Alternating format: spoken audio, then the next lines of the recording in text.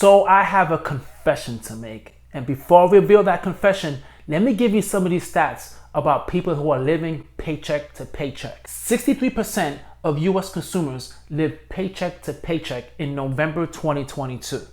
1/3 of US consumers say they aren't currently saving any money, and of this group, 60% have savings.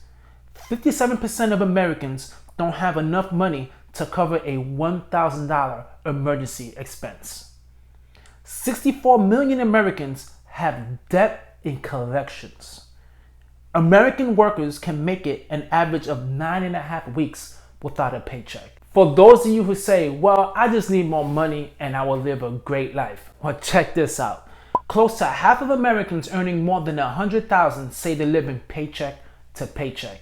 Now, who would make $100,000 and still live paycheck to paycheck? Especially when you live in Florida. That's me.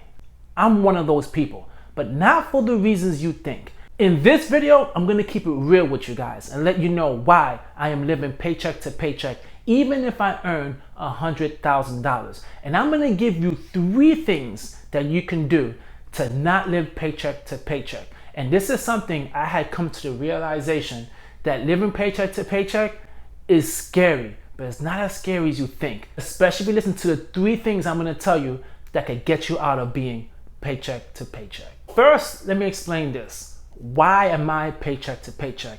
Do I live a crazy life spending all this money? No. Do I believe in heavy consumerism? No. I don't buy a lot of these things. But the problem is, I fell into the trap, y'all. I sipped the juice. The juice of you need a college education to go far in life.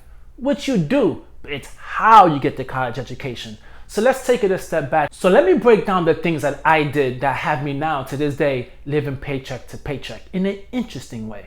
The first thing is this, the trap we all fell into. You have to go to college, which you do, but it's the cost of the college and if you could afford it. You see, for me, I didn't really have any financial education, and I'm sure you did as well. No one probably explained to you nothing. And nothing is easier than getting a student loan. It's the most simplest thing, and there is going to be nothing more simpler in life in how to get money. So anyway, I applied for student loans and I have student loans, but they always tell you it is what? Good debt. It's not bad debt. So I went to college, got my degree in finance and accounting. Now I have a great job with a great degree and I'm going to be able to pay all that off.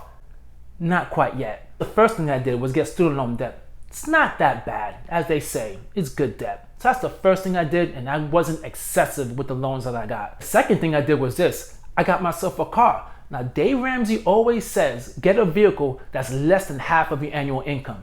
When I first started working in my career, I was making less than $40,000. Did I get a $20,000 car? No, I got like a $15,000 to like $13,000 car. So did I do the right thing? Yes. Another check, another win. All financial people tell you you should do this as soon as you get a job, which is put money into your 401k, at least the match. So what do? I put at least 7% down on my 401k. That's a win, right? Check. So the next thing I did was put money into my Roth IRA. See y'all, I'm trying to be responsible here. And they said if you put $250 down a month from the age of 25 to 65, you will accumulate millions of dollars. That's something I need to do, right? That's another check. Then this is where it starts getting exhausting. Then it's saying you're wasting too much money in rent. The best thing to do is to own a home. Now I'm adulting, right? So that I need to get this home.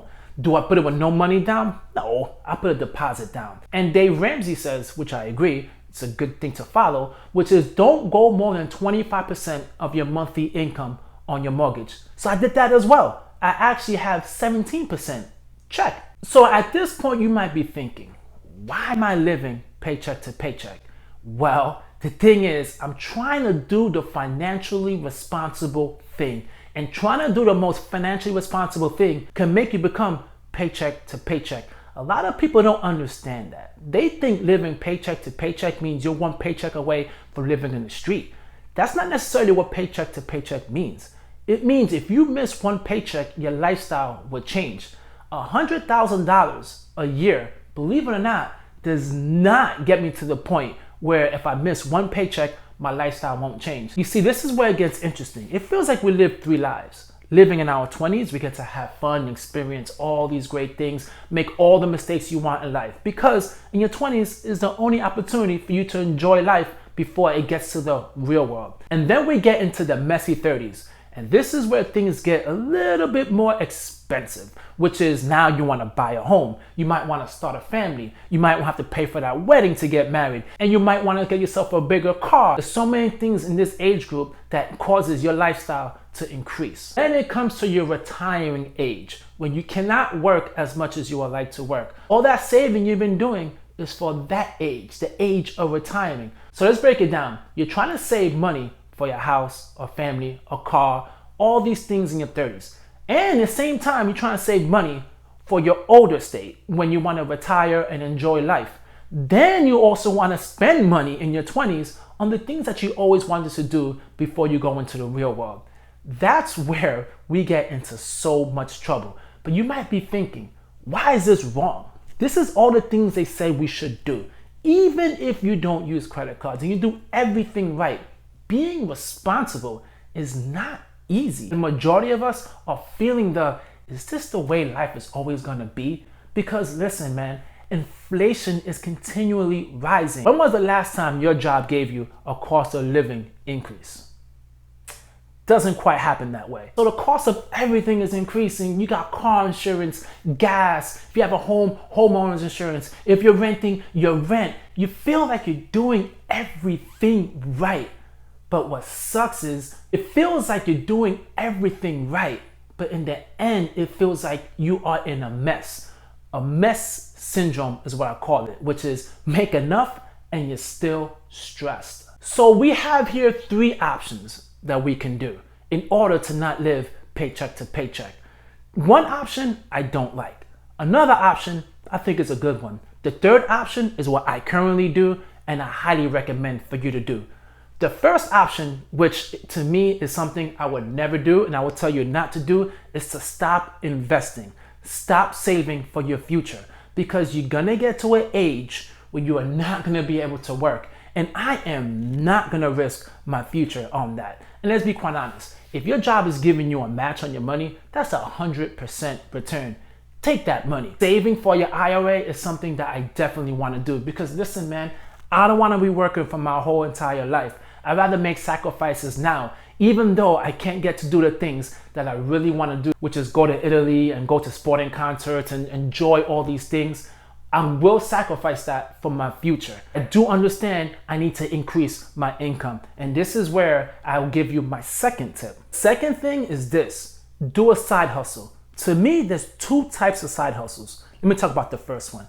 The first side hustle is the hustle on working on your interpersonal skills, your negotiating skills. You see, at work, if you're sitting there and you're not negotiating your raises, there's a good chance you didn't get the bare minimum. You need to learn how to speak up and ask these questions like, hey, what can I do to get a higher raise in the future? What things can I do now in order for me to get a raise now? You have to ask these questions, because if you don't, they're just gonna give you the bare minimum. And as much as you might not like this, working in corporate America is not about fun and games. I know they say, oh, we need to go back into the office to collaborate. Each and every individual person that you work with have one thing in mind: to go in there, maximize how much money they make to bring home back to the family. That's it. So with that being said, it's a competition. And the faster you learn you're in competition with all your employees, the faster you are going to excel.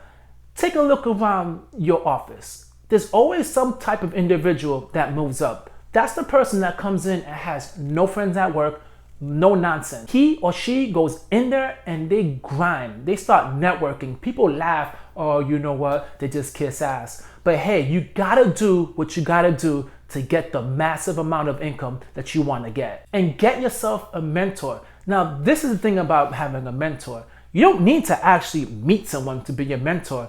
They have books written by so many businessmen that you can follow exactly what they did, and they give you recommendations and tips on what you should do.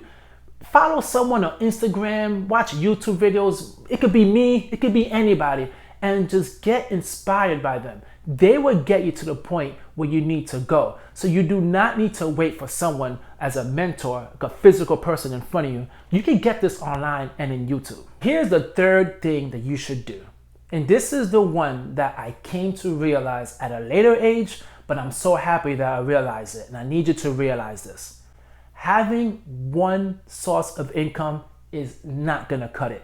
If you keep on expecting your job to give you a raise to match your lifestyle or the lifestyle you wanna have, you're gonna be waiting for a very, very long time. And that day may never come. So this is where I say you should get a side hustle. The other side hustle I mentioned was working on yourself. But this side hustle I'm talking about is starting your own business. And if you work on yourself, you will have the skills to work on a side hustle to start your own business. Or you could do a side gig. Me, myself, I am working on a side hustle, which is doing my YouTube channel and providing so much financial information. If you guys are getting value out of this, I would love you to hit the like and then subscribe so you get pushed out to everyone out there who wants to get some valuable information. Or you could just do side gigs as well. Side gigs could lead you to start working on your own business. What I do is DoorDash, Uber Eats, and Instacart. And I'm gonna tell you something right now that I already know is gonna happen to you. You're gonna say, listen, I went to college, got this great degree. It would look silly for me to go out there and explain to people that I'm delivering groceries or delivering food. No, it's actually fun. And you need to get out of your own way, because if not, you will be continuing to live paycheck to paycheck. You will be surprised how much money you get for making deliveries. I mean, I will tell you this. A year ago, I made $15,000 doing all these deliveries on the side. Few days in the weekend, sometimes at nights during the week, that's it. And I made $15,000. Those $15,000 goes a long way. That went for paying for Christmas, going on vacation, paying down some of my student loans. It was well worth it. And doing those side gigs gave me the inspiration to say, you know what? I like having total control of my income. So I started doing YouTube channels, and now I'm trying to start my own business. So if you're feeling the pinch of living paycheck to paycheck and you don't understand why when you make so much money, I get you.